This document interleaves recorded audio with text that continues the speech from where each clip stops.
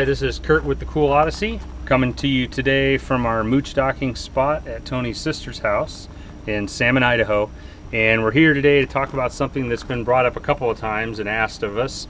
We've been in our 2013 Jayco Seneca Super C for a year now, full-time living, and we've been asked if we could give kind of a review of what we think of the RV so far and give everyone our thoughts. So we thought what we'd do is kind of handle this in a walk-around style, and we'll just kind of go through pros and cons as we go, instead of trying to get everything all at one time. So just to give you an idea, this is our 2013 Jayco Seneca Super C. This is our third RV. We've also had a 2006 Jayco Seneca, and we've had a 1996 Coachman Catalina.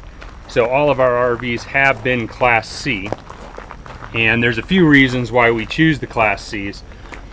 One of the reasons is just simply the ground clearance. As you can see, these are built on a truck chassis, so they have a little bit more ground clearance, and we spend a lot of time boondocking and driving down forest roads, and we like that extra ground clearance, and it's made a pretty big difference for us. This RV in particular, we've also gone up to 22.5-inch tires and wheels, and we definitely notice a difference in driving on gravel roads with washboards and things like that. It seems to run much smoother down the road, not as affected as the smaller diameter tires. So that's something that we think has worked out very well for us. And moving down the coach, something we weren't sure about, but this coach came with a keyless entry on the front door, and that has been awesome. We love the keyless entry. I don't even think we carry keys to the RV anymore, so that's been something that's been a huge plus and we definitely like. And something else different on this coach from our previous Seneca is the way the baggage doors open. So these doors open sideways, which gives us much easier access to all of our things inside the bins, and we definitely prefer that to the bins that open horizontally, where you have to duck under to get inside. One downside of this coach is it does not have any pass-through basement storage. When Jayco built these, they wanted to be more of an all-weather setup, so they actually kept the center portion of the RV closed off with insulated boards so that the water piping and everything can receive heat from the furnace and keep everything from freezing. But the problem with that is we lose our cross-through storage. So in this particular bin, I did modify the basement and create my own pass-through storage so we can carry a ladder and a table. So that's something we had to do to make it work for us. But the no pass-through storage is definitely a negative. But the amount of storage we have in this coach is amazing. There is a ton of room. Something else that I've really liked about this coach is the location of the mechanical systems and the batteries in particular. So this bin actually houses our 450 amp hour 12 volt AGM batteries. And one thing that's excellent about the position of these batteries is, as you'll notice, directly above is the refrigerator. So it was a straight shot through the refrigerator vent up to the roof to install our solar system. So it made for very short runs on the wires and very easy path to get through. So that's something that worked out really, really well on this coach. So now something that's kind of a sore spot. This being built on the Freightliner chassis, truck chassis, it's an M2.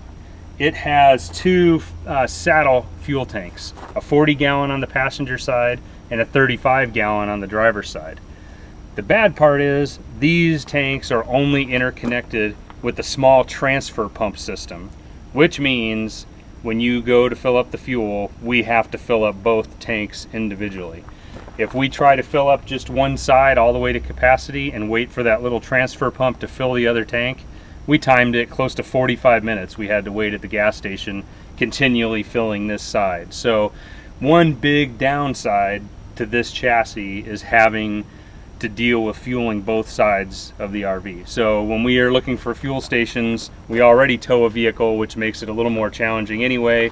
So we really need to look for stations where we either have the ability to pull in between two islands, where the pump hoses from each side can reach the saddle tanks, or we have to pull in one side, fill up, go out, drive around the parking lot or around the block and come back in to fill the other side. So that's something that every single time we have to put fuel in this thing is extremely annoying.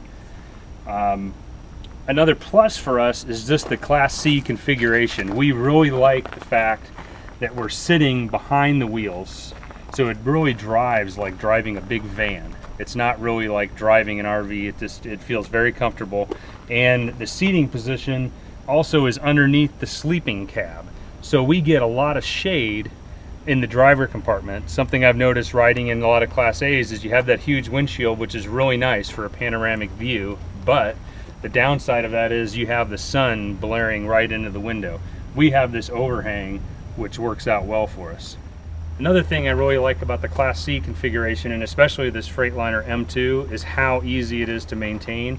I like to do most all of our maintenance ourselves. We're not fans of heading to repair shops and mechanic shops. If there's something that can be done and I can do it, that's the way it happens. Well, this front cap opens very easily, and we have complete access to our Cummins diesel engine. Fuel filters, oil filters, everything is extremely easy to work on, and that's something that's made a huge difference. Another thing we like about this coach in particular is it has shocks that hold the hood up from slamming down, so then all I have to do is come back, latch it down. And that probably covers the main pluses and minuses on the exterior part of the RV. Big plus in my opinion is I just think these type of rigs look very cool. They stand out. They're a little bit different than what everyone else is driving, and always like that. So I think what we'll do now is we'll kind of move on and talk about the inside of the coach. All right, before we head inside, we thought of a couple more things while we're standing out here on the outside. One of the things we also like is the placement of the door on our coach. It's a mid-entry. So as you can see, the door is just about in the middle underneath the awning. So depending on the weather, if it's rainy and the rain is blowing, our awning still gives us really good cover, and we can have the awning out and the door open, and definitely like that about the coach. One thing that, I don't know if it's, right now it's not a minus, but someday it could be, but if you notice opening up this door, it's kind of like climbing up Mount Everest to get inside this RV. So we've got 3 electric steps on the outside and then 3 additional steps to get up to the inside of the RV. So yes, we have lots of great basement storage, but the price for that is having to take a hike to get inside every time. Okay, so now we've moved on to the inside of the RV, which really is one of the things that we love about this unit. When we were looking for an RV, having a nice living area with decent space was very important to us. Our previous RV had 2 slide outs in the living area, and it seems like a lot of people are very interested in having as many slide outs as possible. One thing we found with our prior Seneca was having the second slide out in the living area that contained the kitchen and all the plumbing and propane and those things. It was a very big maintenance hassle for us. We constantly were having to fix plumbing problems, and we just had a lot of trouble with that kitchen slide. So one of the things we were looking for is less slides. And while this is still a 36-foot RV, it only has 2 slides. One big slide here in the living room, which we love. This opens up and gives us plenty of space inside this coach. One of the things that we really thought we were going to enjoy was this whole couch dinette setup. When we walked into this and saw it, we were pretty impressed. Just the way it looked, and thought it was going to be the perfect setup. Couple things that are problems with it. Number one, all of our seating is all in a row. So when we have guests come over, there's really no way to sit in a conversation type area. If you have 2 people sitting in the couch and 2 people are at the dinette, you just don't have enough room. So we ended up purchasing some small chairs that we keep here in the RV that open up. So we end up flipping out some chairs and putting them out here in the living area so we can have a conversation. Along those same lines, something else we did in this Class C, which is very uncommon, is you'll notice our seats are turned around. And as far as I know, I think we have the only Seneca that has rotating front seats. And I'll link to a video we did right up here that talks about the conversion of the Seneca seats to swiveling. Another problem with this dinette, if you look at it, you can just see, I put a couple plates here on the table just to demonstrate the size of the table. These 2 plates are almost touching. So the 2 of us really can't have much on this table when we eat. It's a very small table. So that's problem number one. And problem number two is these nice rounded cushions here. You really can't seat 4 people at this table. When I sit down at this table, even if I move all the way to the side, as you can see, it leaves about half a cheek seat for someone else here on the outside. And the other thing you'll notice is if you sit comfortably with your back against the backrest, you're a long way from the table. So what we find we're always doing is sitting up on the edge of our seat to eat at the table. So that just doesn't work out well for us. Plus, this overall size of the table is too small. So one of the things that will be happening fairly soon with this RV is we're going to take out the dinette and we're going to put in a freestanding dining table and freestanding chairs. And for the time being, we're going to keep just the couch, but we're probably going to eventually change those out to recliners as well. So, but the overall space we love. Just this design, not so much. So moving across the RV, our previous Seneca, instead of having sleeping area up here, had a small twin-size pull-out bed, and then the full entertainment center was up here in the front. We weren't sure we were going to like having the full bed up here, but we found it's actually great. This bed is bigger than a queen, plenty of space to have guests over, and plus we gain a lot of storage space, just a place to set things that we're using every day on a daily basis. So this has actually worked out very well. It has this extra 40-inch TV up here, which is kind of ridiculous. Don't really care about that. We don't really use it much, but it's there. Something we definitely like in the kitchen is this refrigerator, the 4-door refrigerator, as opposed to the standard 2-door we had in our other coach. Tons of extra space. So what that's basically meant is we were able to keep our ice maker. Our previous refrigerator and freezer also had an ice maker, but the ice maker took up most of the freezer, so we ended up taking it out. So with this one, we were able to keep our ice maker, which we love, and we have plenty of space for food and fresh fruits and vegetables, and I can actually keep my beer in there, which is nice. So no need for a cooler to store the beer anymore. So this is definitely a plus for this coach. And something else, when we bought this coach, all it came with was a 3-burner gas cooktop. It did not have an oven. It has a convection microwave combination unit, which we use for storing our bread. But Tony really likes to bake and really likes to cook things in our oven. So we actually went to an RV salvage yard and I actually purchased an RV oven, and we were able to remove a drawer, and the oven combo with the cooktop was a direct replacement to put back in after I removed that drawer. So now we have an oven. So now it is very functional and we are happy with that. The sink area and everything works out good. There's a decent amount of counter space. It's not huge, but it's enough space for us. And the overall layout of having the forward kitchen really has been good as far as we're concerned. And looking back towards this direction, now our entertainment center is here on this wall. So we have our 40-inch TV here, which is, we can see it from pretty much anywhere in the coach. Also have an electric fireplace, which we actually have liked more than we thought we would. For the few times that we are plugged in, it is electric, so we do occasionally use the fireplace. But we like the look. It makes the whole RV seem pretty homey. So I think that kind of covers the whole front area here. We'll move on and we'll talk a little bit about the back. Okay, so now we're moving towards the back of the RV, and this is the hallway. Actually a feature that I turned out to really like. I think it's kind of neat having a hallway, and our bedroom has an actual door, French door type door with the glass, and it definitely makes it feel more homey for sure. One of the things that we gave up to get this hallway was a separate toilet area from shower area. In our previous Seneca, we had that separation, and I thought that was really going to be a big problem, and Tony wasn't too sure about this as well.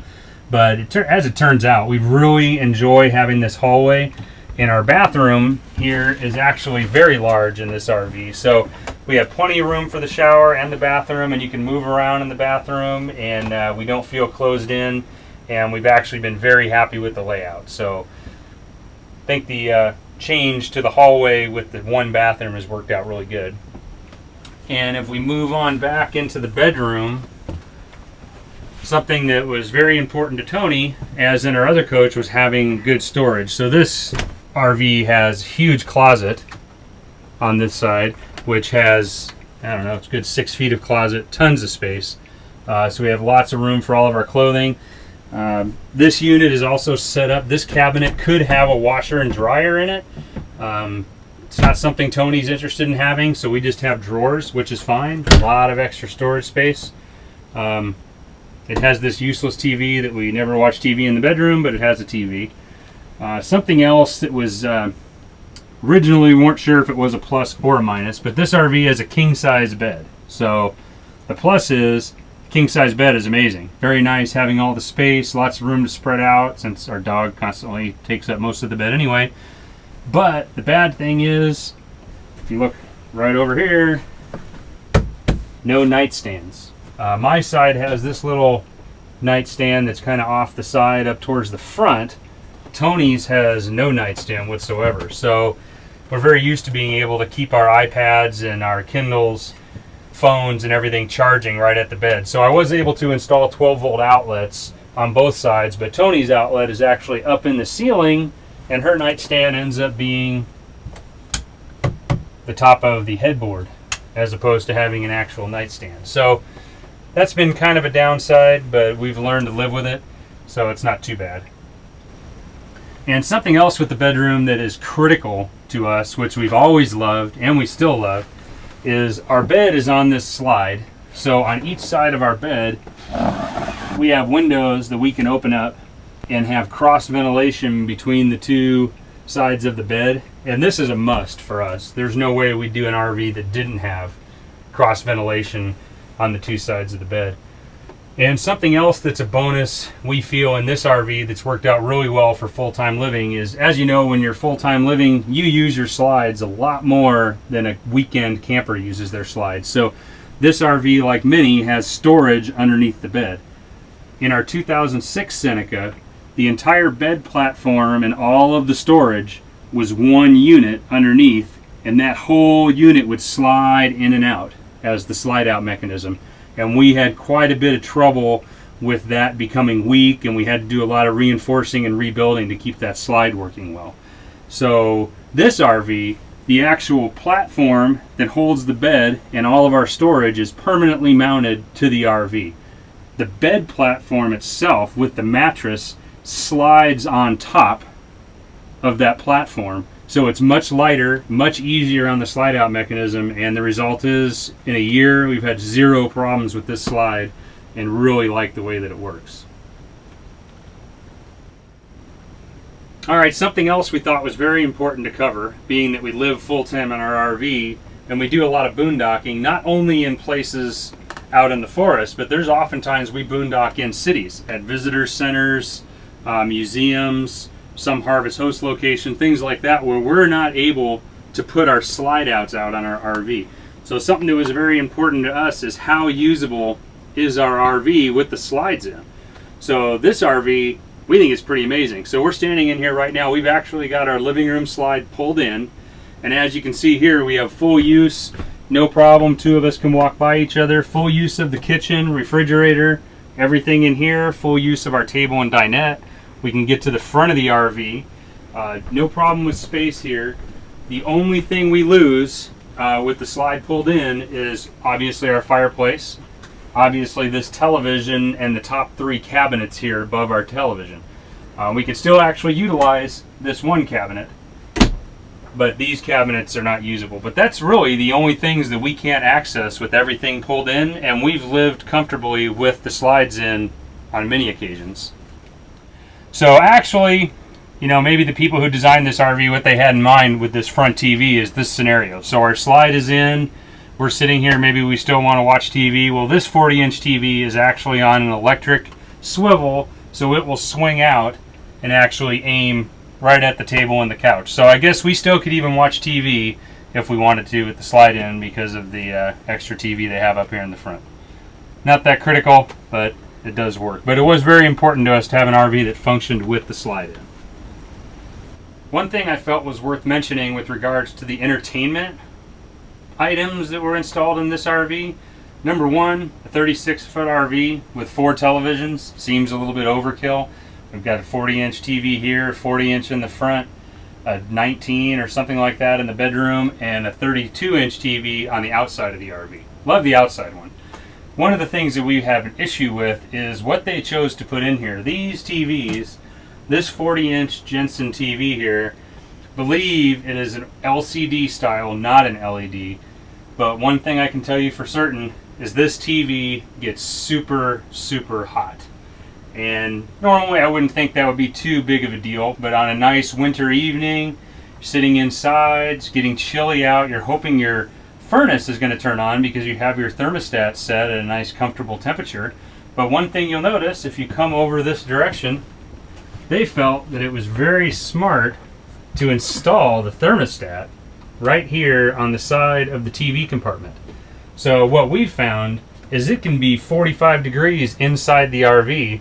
We can have this thermostat set to have the temperature be 65 in the RV, but if we're watching television and you come over to this side and you put your hand on this wood, it's warm. And if you look at this thermostat, it'll say it's 85 degrees in the room. So one issue for sure is that to heat the RV and watch television with the furnace, we have to turn the thermostat up to like 90 degrees so that it'll actually kick on the heat. So kind of a weird thing. Haven't really figured out a solution. I haven't figured out a good way to relocate this thermostat yet, but eventually I think that's going to happen. So that's kind of a weird, quirky thing about this Seneca. One thing's for certain, within a couple months this TV will definitely be replaced with an LED style TV, which we hope will, number one, consume less power, and number two, not give off as much heat as this one does. Okay, so as you can see, we kind of gave you a good walkthrough. We listed some of the pros and cons. A couple other things I kind of breezed over and forgot to mention. Big tank capacities. We have 80 gallons of fresh water on the rig. Got 50 gallons, 45 or so of gray and black. So boondocking abilities are great. Overall impressions, we love the Seneca. We loved our first Seneca. This Seneca has worked out really well for us. We're extremely happy with it. Great weight carrying capacity. We've been able to keep the weight down. Lots of room to spare. Haven't had any issues with that at all. So we foresee keeping this rig for quite a few years. We have a couple other really cool upgrades coming up that'll improve our boondocking ability beyond what we already have. We've done quite a few upgrades already to the Seneca, and we'll link to a couple different videos here about our solar system and the thermostatic valve that we've installed in the shower. And we've got some pretty exciting gray water recycling and hot water recirculation ideas that we're going to be working on over the next couple months, and I'll be sure to cover those. Bottom line, living full-time in a Seneca Class C 36 FK has been good for us. We're very happy with it. Definitely feel that the pros outweigh the cons. But we'd definitely love to hear what anyone else has to say. If anyone has any questions that we didn't cover about the Seneca, about our living on the road, anything like that, please be sure and leave a comment down below and I'll address those and get back to you. And if we need to make any further videos to cover any of those topics, we'll certainly do that. So until next time, this has been Kurt with the Kuhl Odyssey. Thank you all for watching. Be sure and check back often for new content. And if there's any topics you'd like to see us cover, be sure and leave comments down below and we'll address those in future videos.